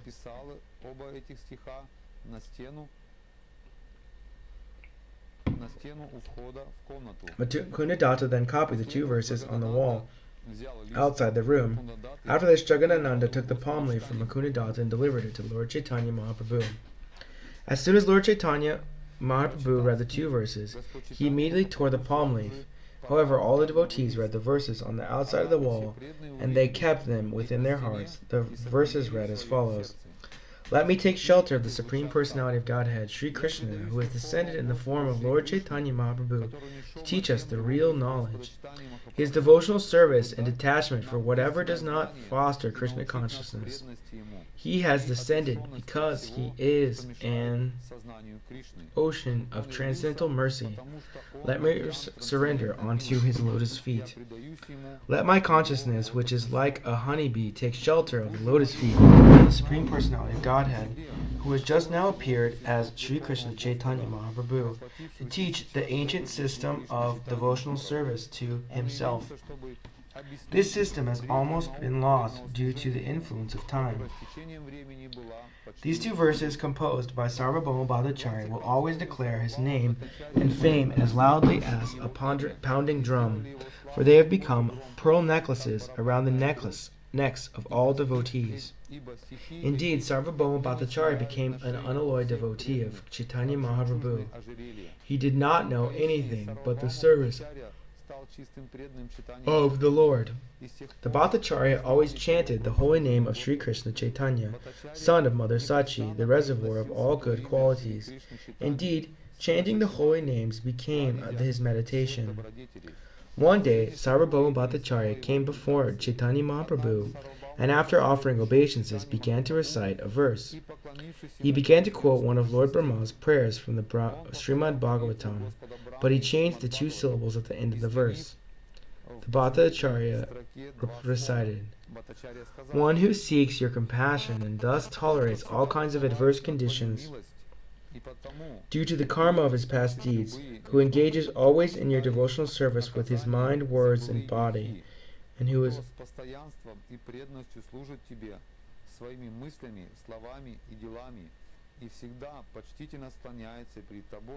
безусловно достоин стать твоим чистым преданным." Шри Чайтанья Махапрабху сразу же спросил: в этом стихе стоит слово муктипаде. Bhattacharya recited, Бхактипаде. Что ты хочешь этим сказать? Сарвабхаума Бхаттачарья ответил: with mind, words, and body, and who always offer obeisances unto you, is certainly a bona fide candidate for becoming your unalloyed devotee. Sri Chaitanya Mahaprabhu immediately pointed out, in that verse, the words Muktipade, but you have changed it to Bhaktipade. What is your intention? Sarvabhauma Bhattacharya replied, the awakening of pure love of Godhead, which is the result of devotional service, far surpasses liberation from material bondage for those averse to devotional service. Ожидают одно и то же наказание – слияние с сиянием Брамана. Но с теми, кто преданно служит Господу, это не происходит. Есть 5 видов освобождения – салокья, самипья, сарупья, саришти и саюджья. Merging into the Brahman effulgence is a kind of punishment. The Bhattacharya continued, the impersonalists who do not accept the transcendental form of the Lord, Sri Krishna, and the demons who are always engaged in blasphemy and fighting with him are punished by being merged into the Brahman effulgence. But that does not happen to a person engaged in the devotional service of the Lord. There are 5 kinds of liberations: Salokya, Samipya, Sarupya, Sharsti, and Sayuja. If there is a chance to serve the Supreme Personality of Godhead, a pure devotee sometimes accepts Salokya, Sarupya, Samipya, or Sharsti forms of liberation, but never Sayuja. A pure devotee does not like even to hear about the Sayuja Mukti, which inspires him with fear and hatred. Indeed, the pure devotee would rather go to hell than merge into the effulgence of the Lord. Sarvabhauma Bhattacharya continued, there are 2 kinds of Sayuja Mukti, merging into the Brahman effulgence and merging into the personal body of the Lord. Merging into the Lord's body is even more abominable than merging into his effulgence. Sarvabhauma Bhattacharya concluded,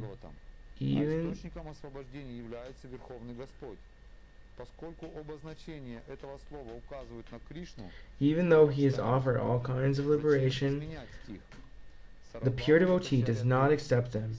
He is fully satisfied engaging in the service of the Lord.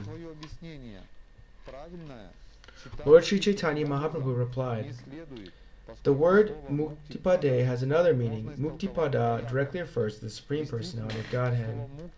All kinds of liberation exist under the feet of the Supreme Personality of Godhead. Therefore, he is known as Muktipada. According to another meaning, Mukti is the 9th subject in the Supreme Personality of Godhead, is the shelter of liberation. Since I can understand Krishna according to those meanings, Chaitanya Mahaprabhu said, what point is there in changing the verse? Sarvabhauma Bhattacharya replied, I was not able to give that reading to the verse. Although your explanation is correct, it should not be used because there is ambiguity in the word muktipada. The word mukti refers to the 5 kinds of liberation, but its direct meaning usually conveys the idea of becoming one with the Lord. The very sound of the word mukti immediately induces hate and fear, but when we say the word bhakti, we naturally feel transcendental bliss within the mind. Upon hearing this explanation, the Lord began to laugh. With great pleasure, immediately embraced Sarvabhauma Bhattacharya very firmly. Indeed, that very person who had been accustomed to reading the teachings of Mayavad philosophy was now even hating the word mukti. This was possible only by the mercy of Sri Caitanya Mahaprabhu. As long as it does not turn iron into gold by its touch, one cannot recognize an unknown stone to be a touchstone. Upon seeing transcendental Vaishnavism in Sarvabhauma Bhattacharya, everyone could understand that Lord Chaitanya was none other than Krishna, the son of Nanda Maharaj. After this incident, all the inhabitants of Jagannath Puri, headed by Kashi Mishra, came to take shelter of the lotus feet of the Lord. Later I shall describe how Sarvabhauma Bhattacharya was always engaged in the service of the Lord. I shall also describe in full detail how Sarvabhauma Bhattacharya perfectly rendered service to Sri Chaitanya Mahaprabhu by offering him alms. If one hears these pastimes with love, these pastimes concerning Lord Chaitanya Mahaprabhu meeting with the Sarvabhauma Bhattacharya, he very soon is freed from the net of the speculation and fruitive activity and attains the shelter of Sri Chaitanya Mahaprabhu's lotus feet. Praying at the lotus feet of Sri Rupa and Sri Raghunath, always desiring their mercy, I, Krishnadas, narrate the Sri Chaitanya Caritamrta in their footsteps. Only a devotee gives this mercy, a very strong impression on the hearts of all people. To get the mercy of the Lord is not so easy. But from a devotee, it's easy to receive. And so this is a very interesting chapter. It shows how with the help of bhakti,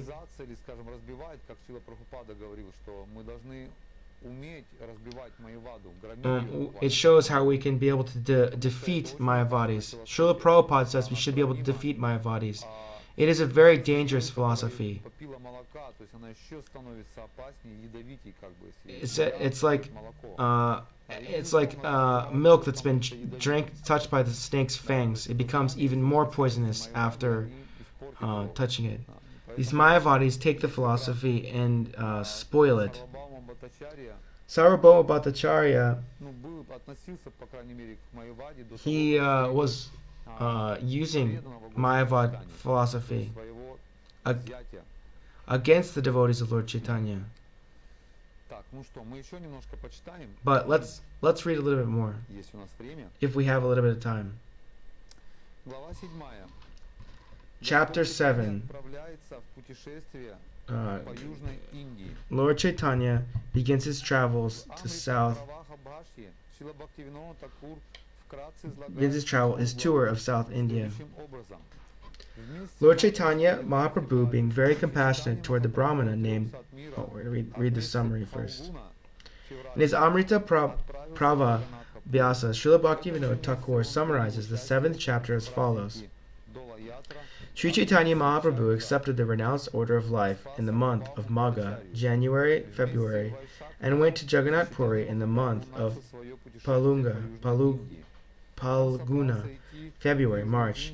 He saw the Dola Yatra festival during the month of Palguna, and in the month of Chaitra, he liberated Sarvabhauma Bhattacharya. During this month of Vaishakha, he began to tour South India. When he proposed to travel to South India alone, Sri Nityananda Prabhu gave him a Brahmana assistant named Krishnadas. Then Sri Chaitanya Mahaprabhu was beginning his tour. Sarvabhauma Bhattacharya gave him 4 sets of clothes and requested him to see Ramananda Roy, who was residing at at that time on the bank of the river Godavari.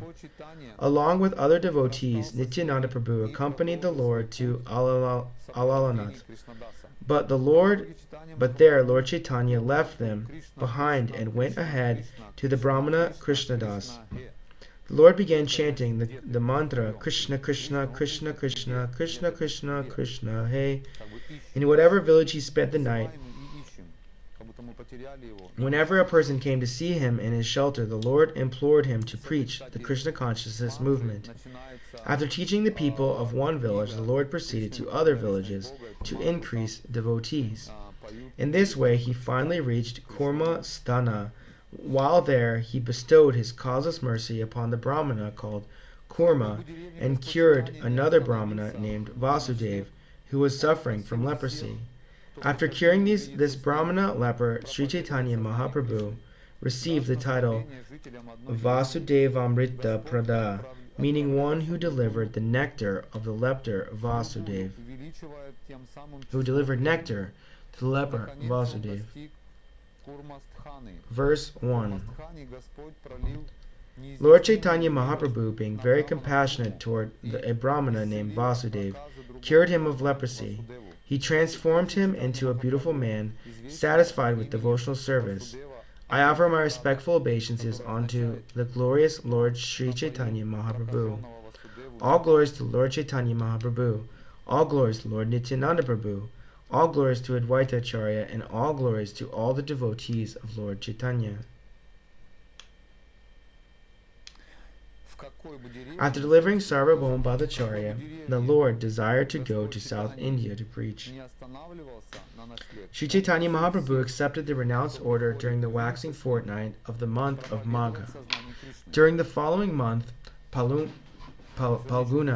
he went to the Jagannath Puri and resided there.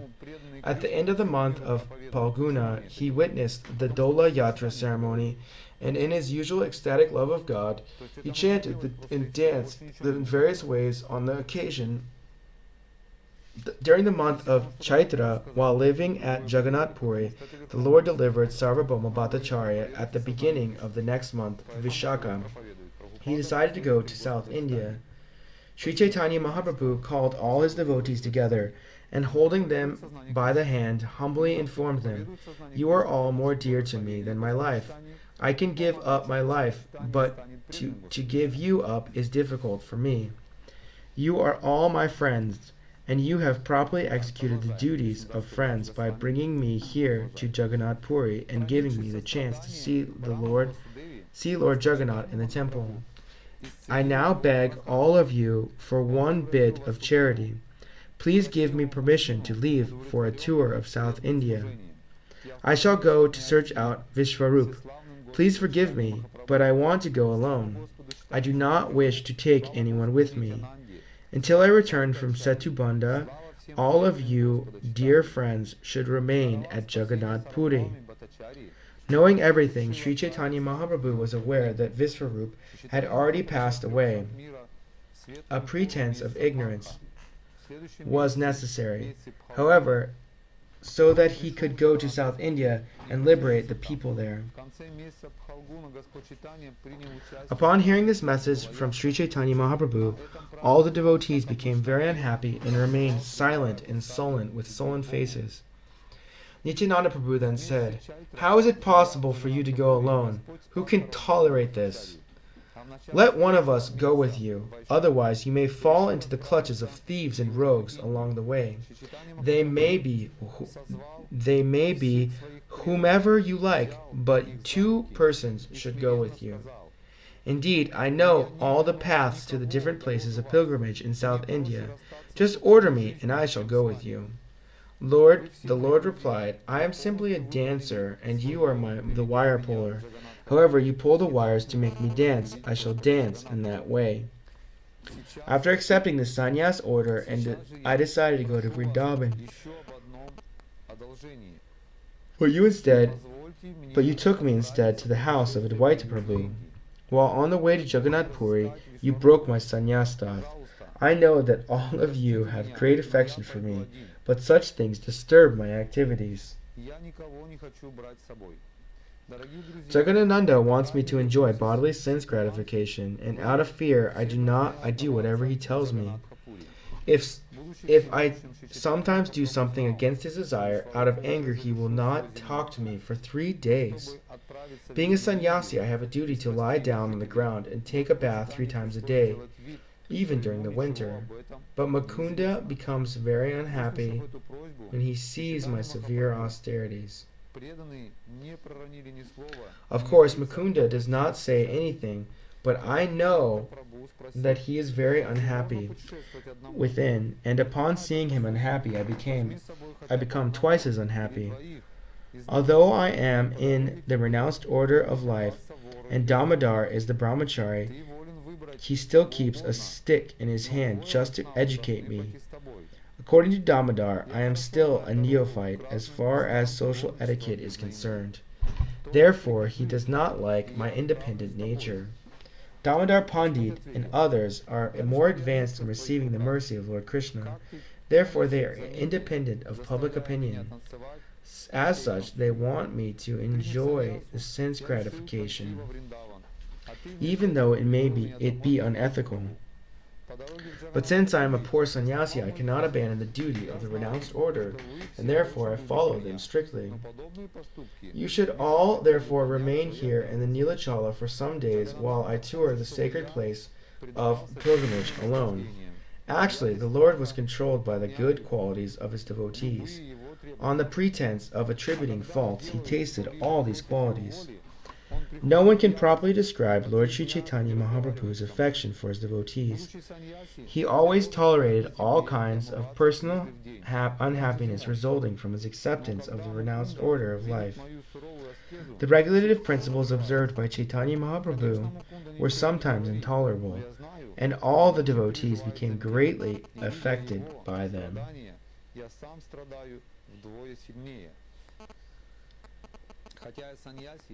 Although strictly observing the regulative principles, Chaitanya Mahaprabhu could not tolerate the unhappiness felt by his devotees. Therefore, to prevent them from accompanying him and becoming unhappy, Sri Chaitanya Mahaprabhu declared their good qualities to be false. 4 devotees then humbly insisted that they go with the Lord, but Sri Chaitanya Mahaprabhu, being the independent Supreme Personality of Godhead, did not accept their request. Thereupon Lord Nityananda said, "Whatever you order is my duty, regardless of whether its result is happiness or unhappiness. Yet I still submit one petition to you. Please consider it, and if you think it proper, please accept it. You must take with you a loincloth, external clothes, and a water pot. You should take nothing more than this. Since your 2 hands will always be engaged in chanting and counting the holy names, how will you be able to carry the water pot and external garments? When along the way you fall unconscious in ecstatic love of Godhead, who will protect your belongings, the water pot, garments, and so forth?" Sri Jaitinanda Prabhu continued, "Here is a simple Brahmana named Krishnadas. Please accept him and take him with you. That is my request. He will carry your water pot and garments. You may do whatever you like. He will not say a word." Accepting the request of Lord Nityananda Prabhu, Lord Chaitanya took all his devotees and went to the house of Sarvabhauma Bhattacharya. As soon as they entered his house, Sarvabhauma Bhattacharya offered the Lord obeisances and a place to sit. After seeing all the others, the Bhattacharya took his seat.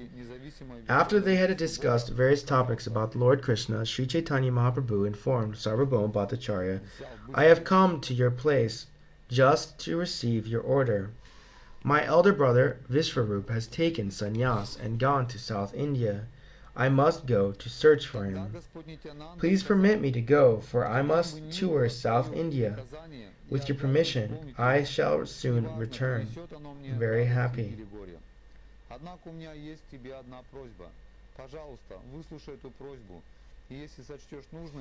Upon hearing this, Sarvabhauma Bhattacharya became very much agitated.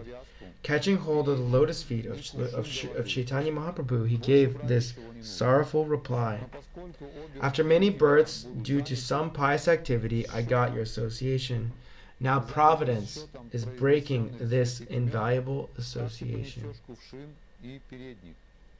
Если по дороге ты в экстазе любви к Богу упадешь без чувств, кто будет стеречь твое имущество, кувшин, одежду и прочее? Шритянанда Прабhu продолжил. Upon hearing this, Sarvabhauma Bhattacharya became very much agitated. Catching hold of the lotus feet of Chaitanya Mahaprabhu, he gave this sorrowful reply. After many births, due to some pious activity, I got your association. Now Providence is breaking this invaluable association. If a thunderbolt falls on my head, or if my son dies, I can tolerate it, but I cannot endure the unhappiness of separation from you. My dear Lord, you are the independent Supreme Personality of Godhead. Certainly you will depart. I know that. Still, I ask you to stay here a few days more so that I can see your lotus feet. Upon hearing Sarvabhauma Bhattacharya's request, Chaitanya Mahaprabhu relented. He stayed a few days longer and did not depart. The Bhattacharya eagerly invited Lord Chaitanya Mahaprabhu to his home and fed him very nicely. The Bhattacharya's wife, whose name was Satimata, Shatimata, the mother of Shati, did the cooking. The narrations of these pastimes are very wonderful. Later I shall tell about this in elaborate detail, but at the present I wish to describe Sri Chaitanya Mahaprabhu's South Indian tour. After staying 5 days at the home of Sarvabhauma Bhattacharya, Sri Chaitanya Mahaprabhu personally asked his permission to depart for South India. After receiving the Bhattacharya's permission, Lord Chaitanya Mahaprabhu went to see Lord Jagannath in the temple. He took the Bhattacharya with him.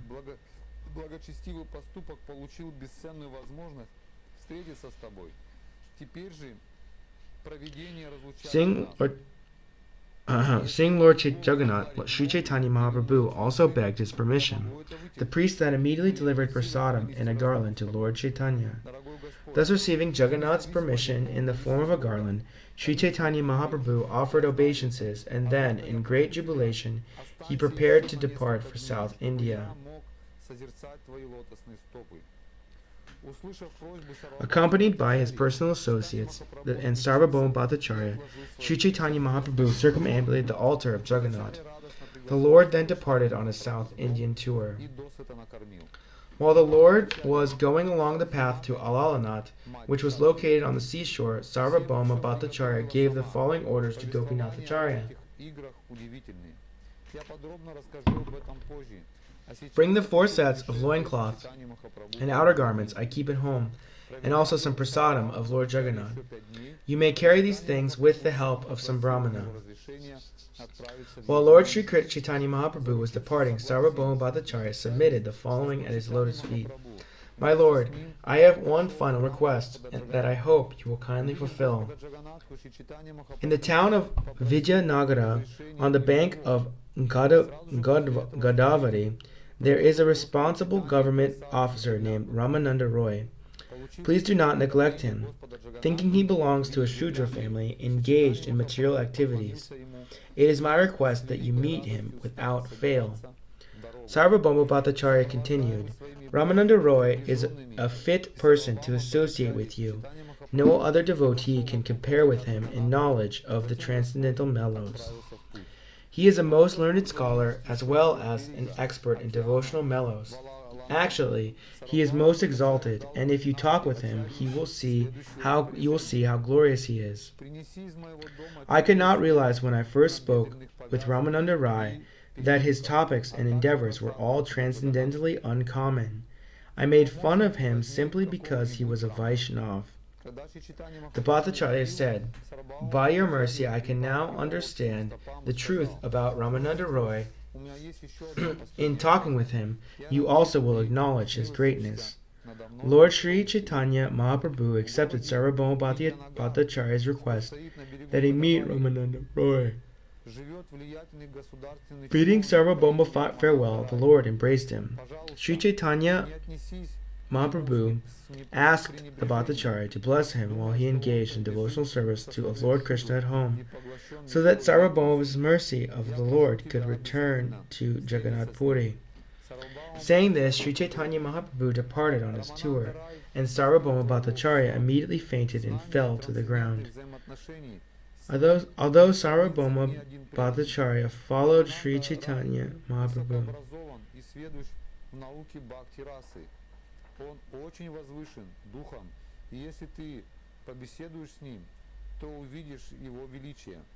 Во время своей первой встречи с Раманандой Раем я не понял, что все его слова и поступки необычайны и трансцендентны. Я поднял его на смех. Although Sarvabhauma Bhattacharya fainted, Sri Chaitanya Mahaprabhu did not take notice of him. Rather, he left quickly. Who could understand the mind and intention of Sri Chaitanya Mahaprabhu? This is the nature of the mind of an uncommon personality. Sometimes it is soft like a flower, but sometimes it is as hard as a thunderbolt.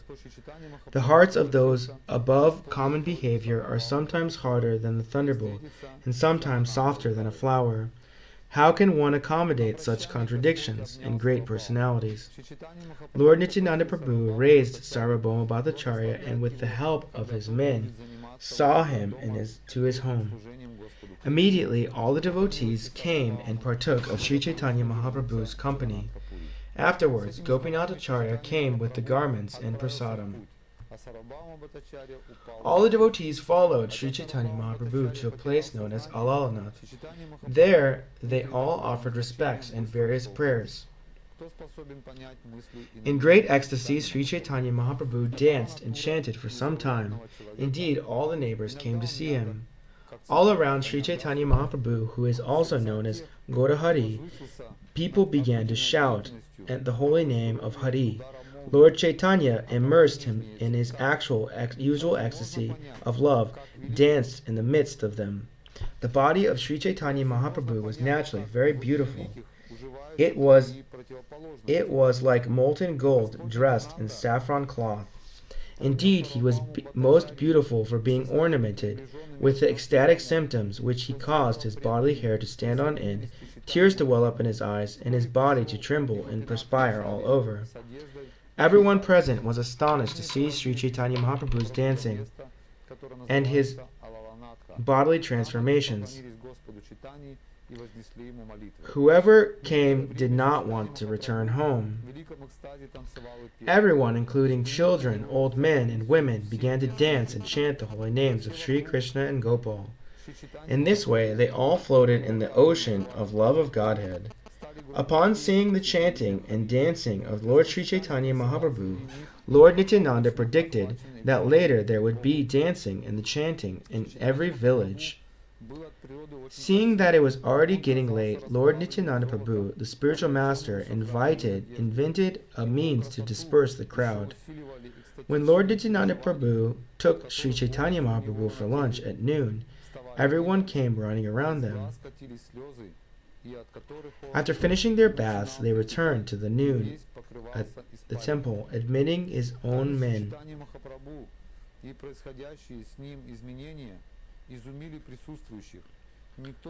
After finishing their baths, they returned to the noon to the temple, admitting his own men. Sri Nityananda Prabhu closed the outside door.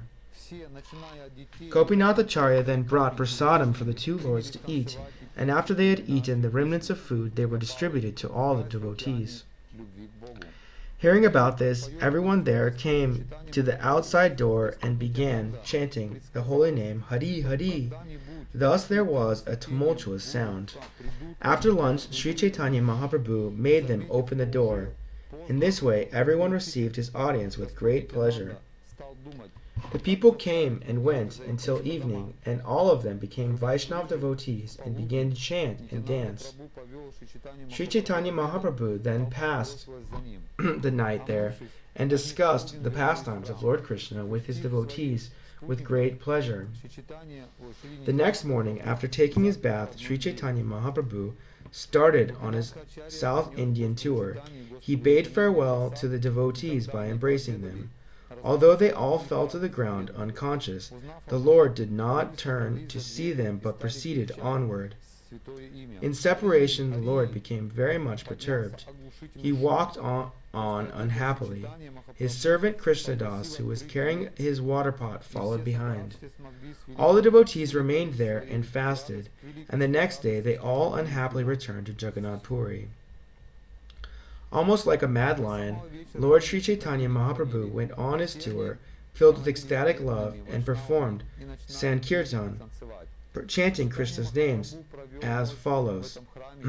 The Lord chanted, Krishna, Krishna, Krishna, Krishna, Krishna, Krishna, Krishna, Hey, Krishna, Krishna, Krishna, Krishna, Krishna, Krishna, Krishna, Hey, Raksh, Krishna, Krishna, Krishna, Krishna, Krishna, Krishna, Raksha, Mam, Krishna, Krishna, Krishna, Krishna, Krishna, Krishna, Pahimam. That is, O Lord Krishna, please protect me, and maintain me. And also chanted Rama Raghava, Rama Raghava, Rama Raghava, Raksha Mam, Krishna Keshava, Krishna Keshava, Krishna Keshava, Pahi Mam. That is, O Lord Rama, descendant of Raghu, please protect me. O Krishna, O Keshava, killer of the Keshi demon, please maintain me. Chanting this verse, Lord Sri Chaitanya Mahaprabhu, known as Gaurahari, went on his way. As soon as he saw someone, he would request him to chant Hari Hari. Whoever heard Lord Chaitanya Mahaprabhu chant Hari Hari also chanted the holy name of Lord Hari and Krishna. In this way, they all followed the Lord, very eager to see him. After some time, the Lord would embrace these people and bid them return home, having invested each of them with spiritual potency. Each of these empowered persons would return to his own village, always chanting the holy name of Krishna, and sometimes laughing and crying and dancing. Such an empowered person would request everyone and anyone, whomever he saw, to chant the holy name of Krishna. In this way, all the villagers would also become devotees of the Supreme Personality of Godhead. People from different villages who came to see such an empowered individual would become like him simply by seeing him and receiving the mercy of his glance. When each of these newly empowered individuals returned to his own village, he also converted the villagers into devotees. And when others came from different villages to see him, they were also converted. In this way, as an empowered man went from one village to another, all the people of South India became devotees. Thus, many hundreds of people became Vaishnavas when they passed the Lord on the way and were embraced by him. In whatever village Sri Chaitanya Mahaprabhu stayed to accept alms, many people came to see him.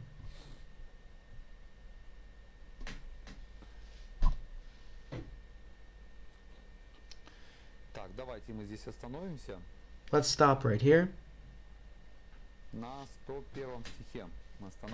On 107.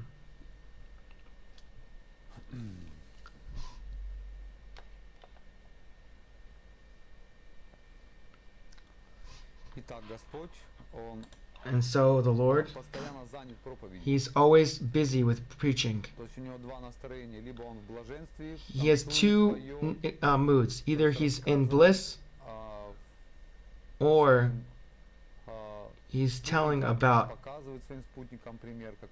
he's showing his associates or anyone who comes into contact with him how to act, how to become a devotee. He saved Sarvabhauma Bhattacharya and then he's going along South India.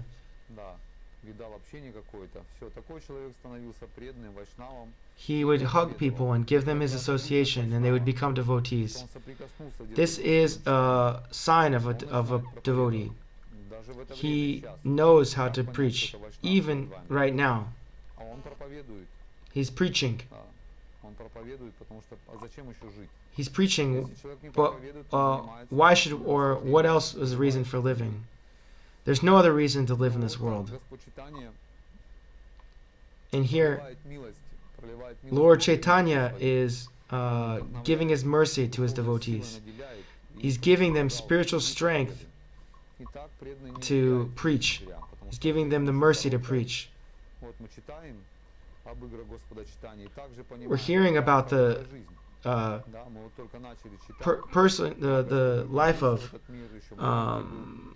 the Lord and how short our lives are. We're in the very beginning of His life. He was a little baby running around, then a child, and now He's preaching, and not so long He's going to leave this world. And also, our lives are very similar. We're going to be here for a short time, and then we're going to have to leave.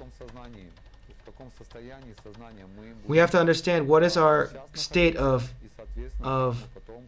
consciousness and how we are right now, and we should be able to pass this final exam to save Krishna consciousness in the last moment of life. Okay, we're going to take a short break, and we're going to have a meeting, and we'll share our realizations and questions. Thank you, everyone. Everyone have a wonderful day and a good mood. Until our next meetings.